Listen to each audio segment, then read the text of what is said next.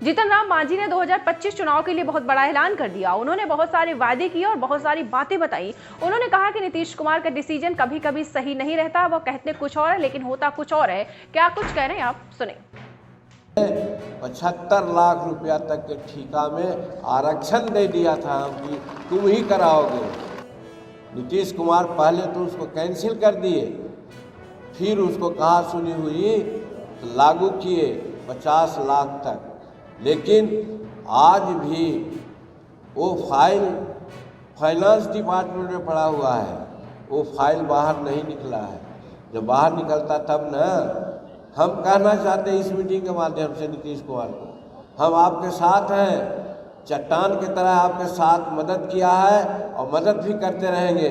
लेकिन हाथ जोड़ के प्रार्थना करते हैं कि वो फाइनेंस डिपार्टमेंट से फाइल निकाल दीजिए और 75 लाख रुपया तक के गरीबों को ठेका दिलवा दीजिए। और ये कब बोलेंगे, कब होगा? आज तो 4 हैं, ठीक ही कहा हमारे लोग। अगर हम 40 होकर के आते हैं तो ये सारा काम हम बिहार में करवा देंगे। इसलिए आपको मदद चाहिए, आपका सहयोग चाहिए, ये भी मांगेंगे हम लोग। जब 14,000 पैसा मिलता था इंदिरा आवास के लिए तो 5,000 घूस लेता था। 1,30,000 आज हुआ है तो जानते हैं 40,000 घूस लिया जाता है। आपसे मैं कहना चाहता हूँ, लिया जाता है कि नहीं? हम तो सत्ता पक्ष में हैं भाई।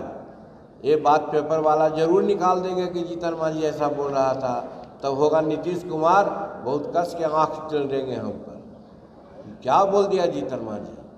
लेकिन सच्चाई ये है ना। और जानते हैं 21 लाख एकड़ ज़मीन बिहार में है, वो भूदान की ज़मीन है, सीलिंग की ज़मीन है, बिहार सरकार की ज़मीन है। और हमारे के यहाँ 15 लाख या 16 लाख ऐसे परिवार है जिसको 1 इंची ज़मीन खेती के लिए नहीं है। और अगला इलेक्शन में हम लोग 40 सीट एमपी का दें नरेंद्र भाई मोदी जी को, और अगला चुनाव जो 25 में होगा वहाँ 200 सीट हम यहाँ नीतीश कुमार को दें। यही संकल्प लेकर के हम लोगों को जाना चाहिए, यही अनुरोध हम आप लोगों से करना चाहते हैं।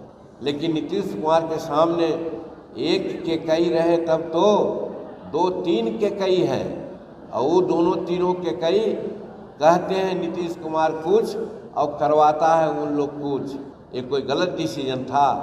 अगर सभी बच्चियां पढ़ जाती, अमीर के बच्चे तो पढ़ जाते हैं, इसमें कहने की क्या बात है? ये तो आप लोग गणित देख लीजिए ना कि जब अध्यक्ष पद का चुनाव हुआ बाई वोट 125 वोट आया, और यही कहा गया था कि आप जाइएगा तो 10 वोट इधर है और आप चल जाइएगा तो उधर हो जाएगा 121 और इधर हो जाएगा 130।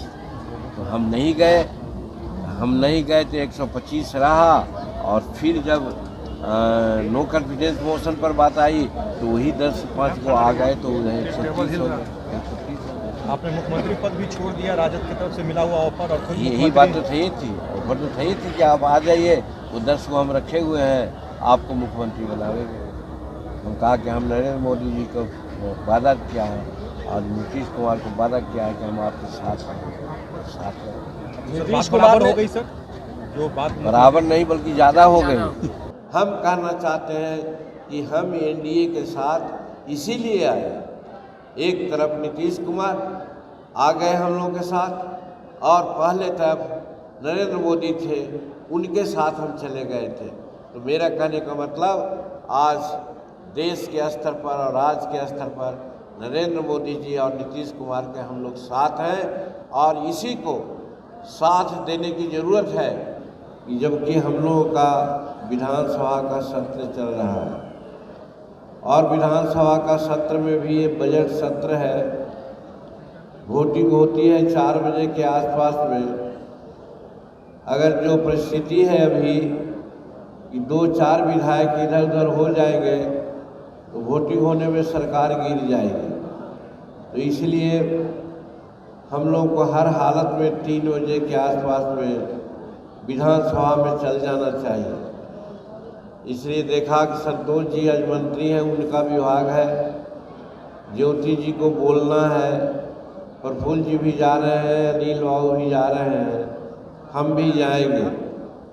तो आप लोगों के सामने विशेष बात नहीं कहना चाहेंगे, लेकिन संक्षेप में कुछ बातों की चर्चा हम करना चाहेंगे। नई सरकार आई है और हंसते थे लोग कि जीतन मांझी के पास पैसा नहीं है, कहाँ से पार्टी चलाएगा। लेकिन बिहार के गरीब जनता जो आप लोग हैं, आए हैं हम लोगों को सुनने के लिए, हम आपके प्रति नतमस्तक हैं, आपको शुक्रिया अदा करते हैं कि आपका प्रेम और मोहब्बत से आज पार्टी 2015 से आज 9 वर्षों से चल रही है।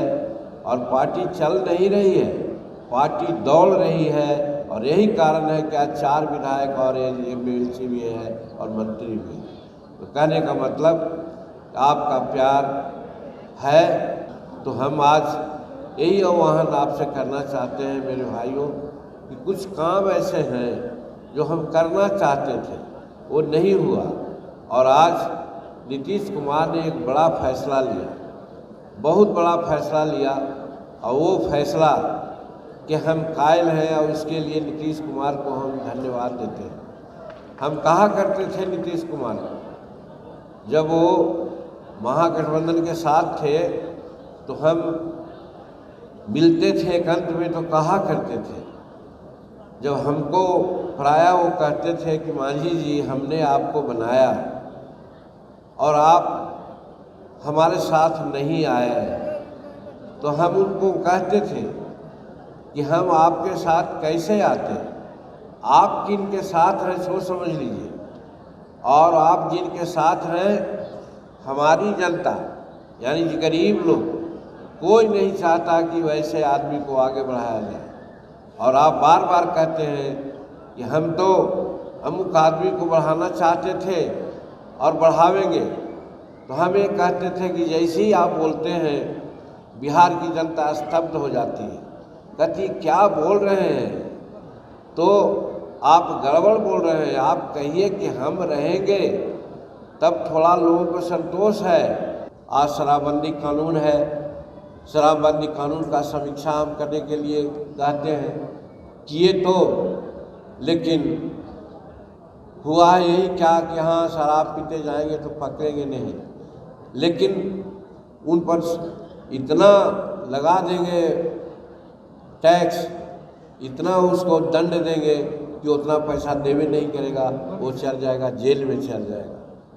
आज हमारे साथ हुआ है, हमारे गया से कुछ साथी लोग आ रहे थे, हो सकता है कि 2 आदमी दारू पी लिया होगा और वो पी लिया तो उनसे गाड़ी को हैंडअप कर दिया, केस हो गया। ऐसा होना चाहिए। हमारा कहना है कि शराब नीति को नीतीश कुमार जी आप थोड़ा समीक्षा कीजिए। हम तो यही कहते हैं कि ये शराब नीति नहीं चलना चाहिए, गलत है ये नीति। और अगर इस तरह का बंदी उत्तर प्रदेश में, राजस्थान में, झारखंड में, जहां महात्मा गांधी थे, गुजरात में नहीं है पाबंदी।